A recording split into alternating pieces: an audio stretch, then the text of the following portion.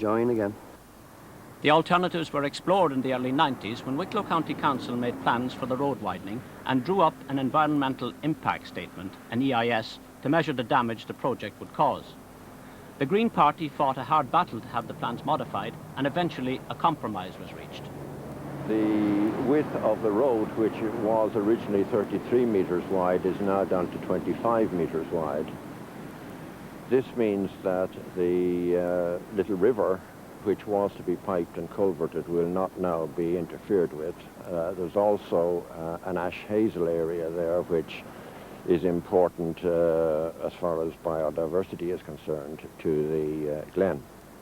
That will not now be interfered with.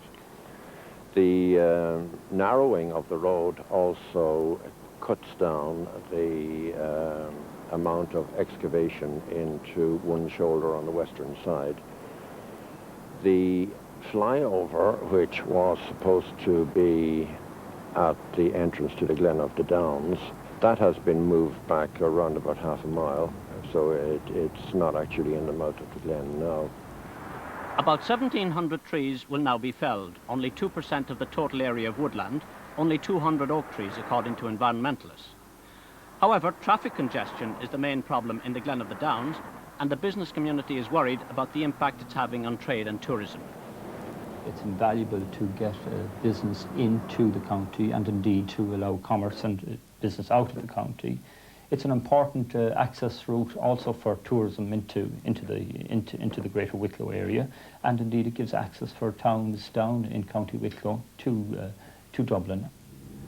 But local supporters of the Tree People are not convinced that a wider road is necessary.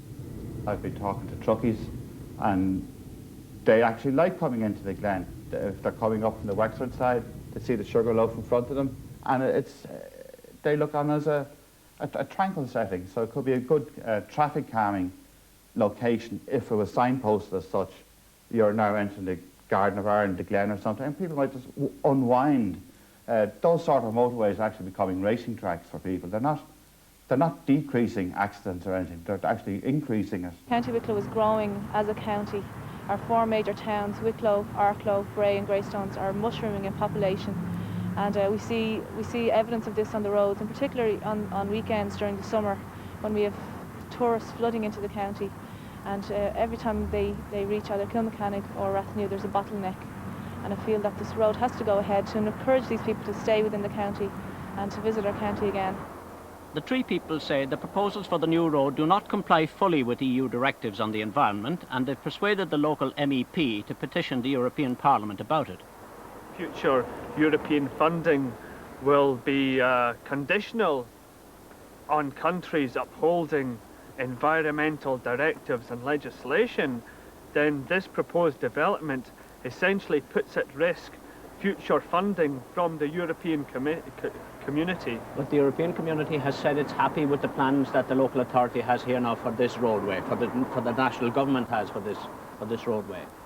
I think that is only in light of the scanty information that has been provided to them. They have not yet had an opportunity to address the reasons behind our objections. The petition that the Tree People are now taking will clarify the legal position vis-à-vis the European directives, because of course we can't spend money in Europe on one thing while not paying attention to the legal obligations we have under European directives, under the Habitats Directive and the new EIS Directive, and this petition will clarify that for us.